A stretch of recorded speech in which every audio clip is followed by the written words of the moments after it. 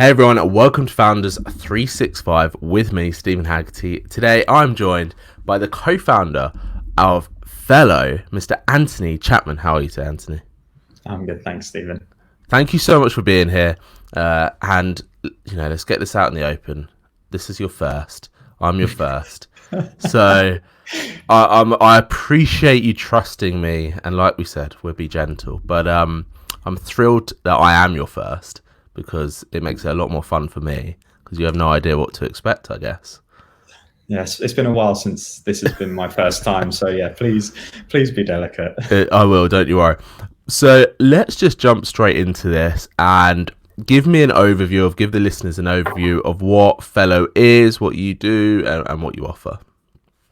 So Fellow is an independent design studio based in South London, specialising in brand strategy and identity. We often describe ourselves as sort of step zero, working with brands to sort of build out what we feel should be the focus of their brand world. So it's not always necessarily about rebrands and new logos. A lot of the time it's looking at brand growth, brand consistency, and actually how you can adapt so that your brand proposition and business proposition align better, especially in current climates. Loads of people have pivoted, and not necessarily does their brand reflect now what their kind of unique offering is. So yeah, like I say, going back to it, we often see ourselves as step zero, as it's kind of like getting the house in order before then going out and kind of pushing new narratives. At the end of the day, branding is occupying a space or a perception in someone's mind, and that's what we really help our clients to do. I love that. Step zero. I've never heard it been described in that way, but it makes complete sense in terms of getting those foundations in place, like you said. So if we go back to those early days, what was going on for you? What was going on in your world where you and your co-founder Paul got together and thought, right, this is the time to start Fellow? So it's a kind of cliche story, but we love a bit of cliche, don't worry. Yeah. So Paul and I have been sort of best friends for like 13 years. We met at university. I haven't been able to get rid of the guy since, but no. But classic, it was like Mitchell and Webb type situation. Yeah, and we sort of, both went bright-eyed and bonny-faced into the design world, being like, oh my gosh, we're going to work at the big agencies. And, to a testament to our hard work, we did manage to get into those sort of agencies. But I think after a while, we would often, socially meet up anyway as friends, but, we'd always be talking work. We both had a real passion for design, sort of felt like partners in crime, really. And in the end, we sort of would meet up regularly enough for the beers, as it were. And I think one day we just noticed that the more interesting work and kind of better sort of relationships for design were coming from the smaller studios. Mm-hmm. And, we've kind of been toying with the idea for Fellow for quite a while. And yeah, literally, like I say, tale as old as time. One day, few too many beers. The domain name was brought, and the rest is history. Yeah, I think I found myself one night drinking beers with him, deciding that it's going to happen, and next day walking in with my resignation. Wow, ballsy move. Yeah, but as I said, we've been sort of collaborating for years before that anyway. So what we really wanted to do was focus on how we can deliver not only the best creativity, but the best kind of sort of offering to clients, in terms of processes, without trying to sound too nerdy and killing the fun. But we were seeing at the sort of larger agencies we work for, sort of kind of inefficiencies that were getting in the way of creativity. Yeah. So what we really wanted to do was sort of focus on that best in class experience, as well of working with like an agency, as well as the creativity itself, just so it didn't feel like that kind of creativity magic. It was like, no, creativity is definitely a skill that people can learn, hone, and improve on. And we're quite big, we're both old school classic graphic designers, kind of Wim Crowell sort of raised on him, and just being like, yeah, there's definitely a discipline here, and you can better yourself, and that betterment can be to the advantage of your clients. So how can we design a system? Basically just treat it like a design brief. We're like, how can we design a system around agency offering that actually is, takes away risk, improves value for the client, and actually makes them feel that everything's a bit smooth and like, yeah, actually that was really good. Bring that human element to it, I guess, as well. Yeah, because we talk a lot with our clients. We're very kind of collaboration, kind of like workshop, joint. Not a problem between us, a problem that we're solving together. Yeah. And that was a big impetus for Fellow. In fact, our internal mantra is "be in cahoots," which is really the whole idea that one day Paul and I, as friends, thought, let's be in cahoots, let's be partners in crimes. And we wanted to extend that mentality to our clients and be like, yeah, who's actually looking for a more engaged creative process, something they can be quite a contributing member to, but also in a way where we can offer expertise, so that it's, you capture those brilliant ideas in conversation, those off-cuff comments that someone makes and you go, hold on, that's brilliant. And what can we do with that? And in a way, you use their insights and their relation to their brand, mix it with your expertise and knowledge of kind of like how to communicate and occupy that narrative in a kind of audience's mind. And that's the magic. Yeah. That's actual magic, human to human engagement. That's the stuff that they can never teach you as well. I'm guessing at university or even in any role, it has to come up naturally. For you, you mentioned that you and Paul are old school graphic designers, which I love that phrase anyway.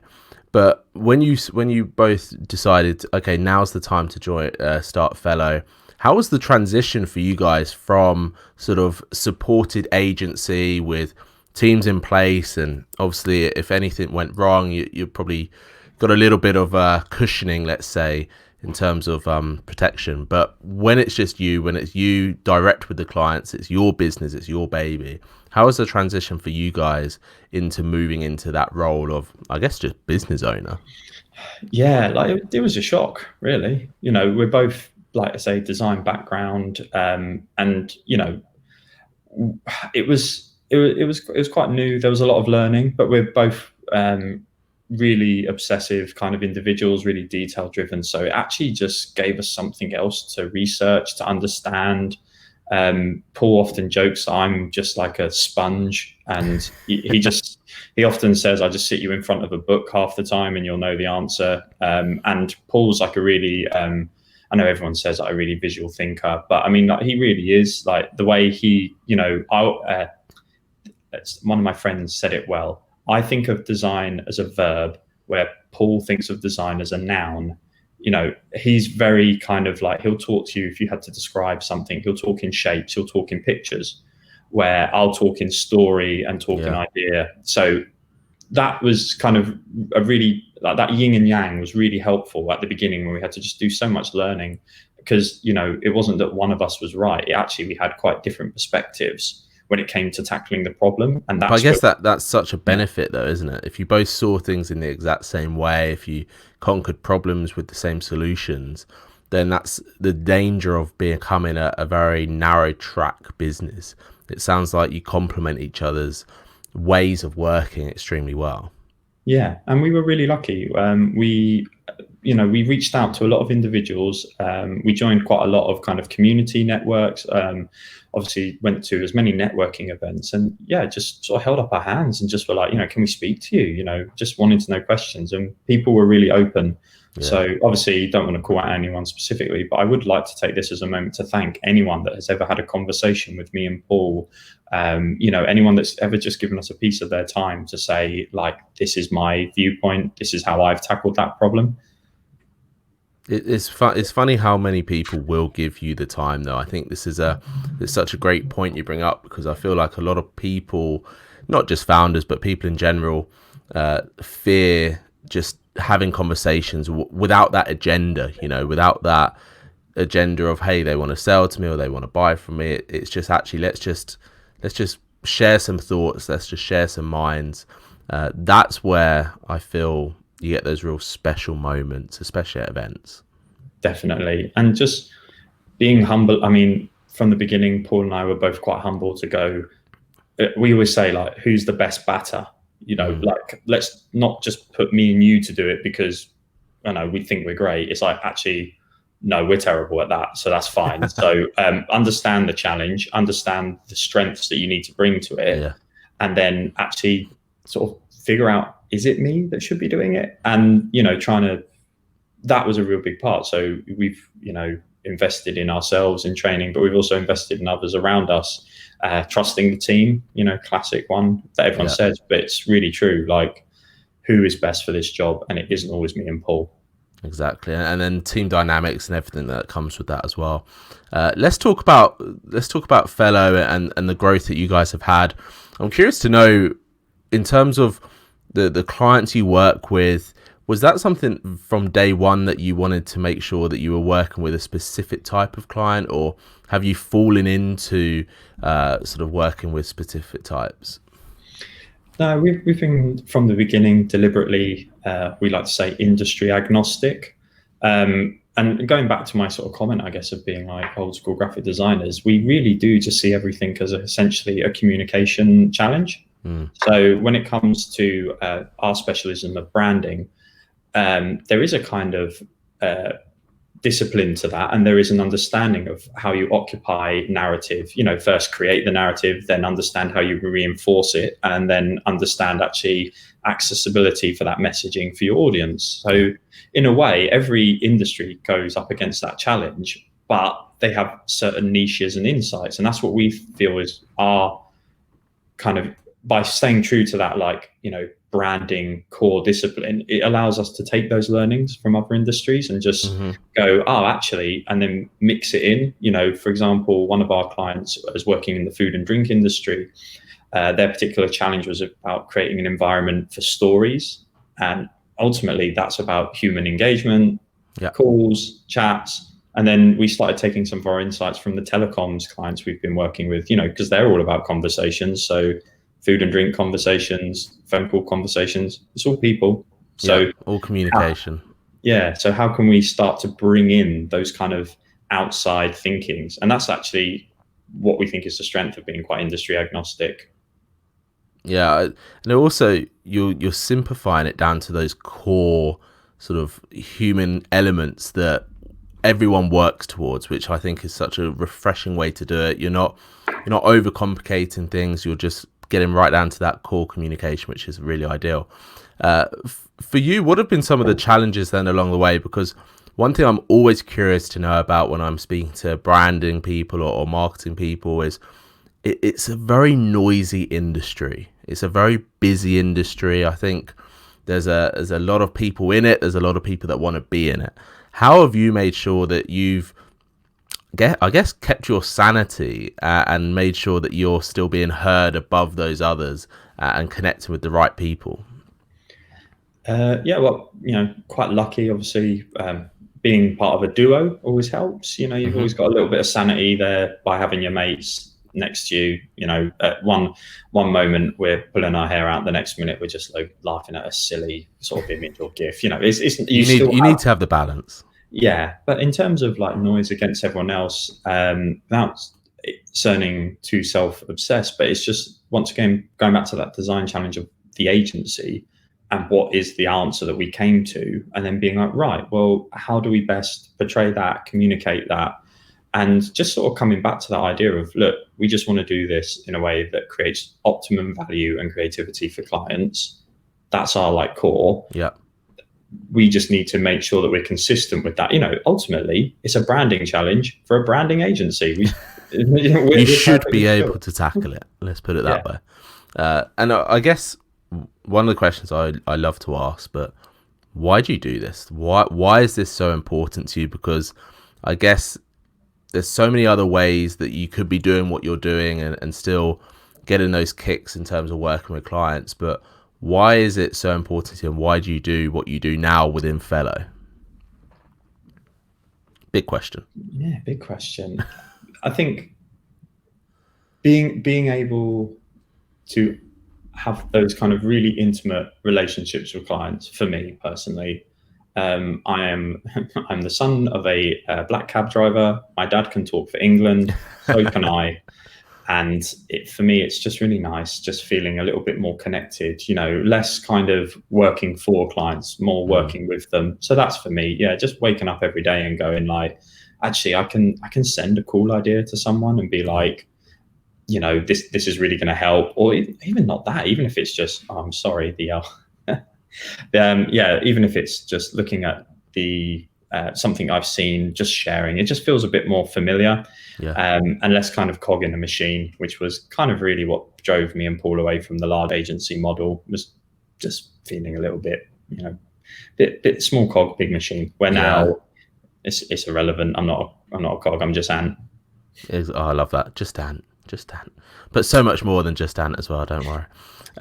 For you mentioned that obviously it helps that you're a juror, it helps that you co-founders. I think the debate of a founder versus co-founder relationship is an interesting one on its own. Do you think, or a better question here is, what do you do to make sure that your support network is up to scratch? What do you do to make sure that, obviously you and Paul are together, but individually you still need to have that support? So how do you make sure that you're both showing up and you're giving the business what it needs?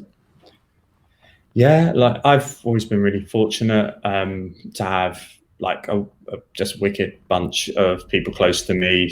I've always really valued friendship. I know, like, that sounds a bit kind of like, of course, who doesn't? But I mean, the technical term of wicked bunch, I like.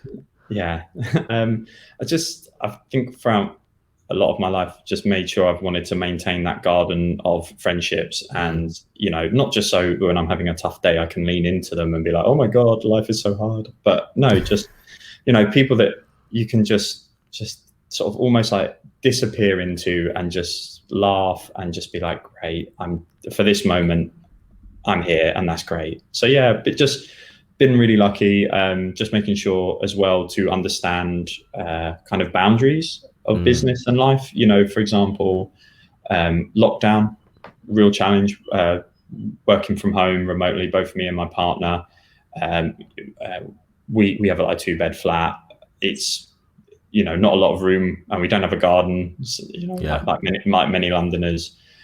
So it was just understanding that when I'm with her, I don't need to talk about work, even though I've just probably come from a different room. I've walked like 2 meters, but it's just being respectful of those boundaries. Knowing when you can ask for support, also knowing when you need to show support to them by just kind of keeping it to yourself for a bit, just so you can like watch TV or something, and then that's what you both actually need, rather than venting. I think boundaries is super important, and you're spot on there. In terms of remote working, then, this is an interesting topic, obviously, because of current times. Do you miss the office? Do you miss sort of sitting down with Paul and having those creative minds together with the team and those sort of team dynamics? Yeah, definitely. Towards when it was allowed, both Paul and I had returned to the studio, socially distanced, following all the rules, of course. But yeah, that was great, because when we did the initial lockdown and we were really remote, in terms of the services we offer, there's not been a massive disruption. We were kind of remote ready even before lockdown. People worked from home. That was cool. We've sort of developed a bit of a kind of digital office culture. Like we for example, we use Google Workspace. So we've always have a kind of studio chat, just for GIFs and silly things, just chats. Just like the cooling, whatever, the drinks machine chat. I can't remember what it's called now. The water cooler moments. Yeah, that's it. I think those are some of the moments that people miss the most when it's remote, and there's a lot of solutions now being pushed to market, which is so good to hear that. For you, then, if we talk about the future, what's next for you guys at Fellow? What have you got under your sleeves? What's the next sort of growth plan over the next, let's say 6 to 12 months? Yeah, we've actually been talking a lot this year about really living our values at Fellow, especially our sort of internal mantra of being cahoots. So we've been in a lot of discussion with the team. Typically we're always looking for those kind of clients, people who are sort of brave and ambitious and really want to get sort of stuck in. But obviously, business is business. That can't always be the case. So we started looking outside of just the work we do with clients. It's how can we start offering more sort of support or engagement in communities. We've actually been working with Tooting and Mitcham United Football Club, just helping them. They're a great organisation that are obviously really community driven and super engaged with the sort of like youth with their academy, as well as sort of small businesses. It's a great space. And it's really looking at opportunities like that, how we can start living more of our values as a team, start offering that value and kind of creating more than just ourselves, as it were. So yeah, that's kind of, with limitations, obviously, of current stuff. But that's kind of the plan. We're sort of a deliberately lean agency, sort of trying to be offering the sort of bespoke teams. So in terms of business growth, sort of necessary growth over the next sort of year is kind of the goal. But we've not put a kind of headcount target or anything. It's actually more about how the team are feeling. It's so refreshing to hear that, and it's so obvious and clear that you are someone that really links in with their values and makes sure that the business and clients link in with that too. And I think from a branding world and an agency world or a marketing world, a lot of people miss that. A lot of people skip that, like I said earlier, that sort of human to human connection, that human to human communication. God, that's a mouthful. And it sounds like you guys are really hitting the nail on the head there, which is so refreshing to hear. I guess one of my final questions then, Anthony, is how can people find out more about you, man? How can people find out more about Fellow, follow some more of the things that you're doing? I'm really hoping that you're going to be on a lot more podcasts now. Yeah. No pressure. No pressure. No, typical channels. Obviously, the website is a great place to start with us, see the sort of work we do. We've also got our journal, so fellowstudio.com.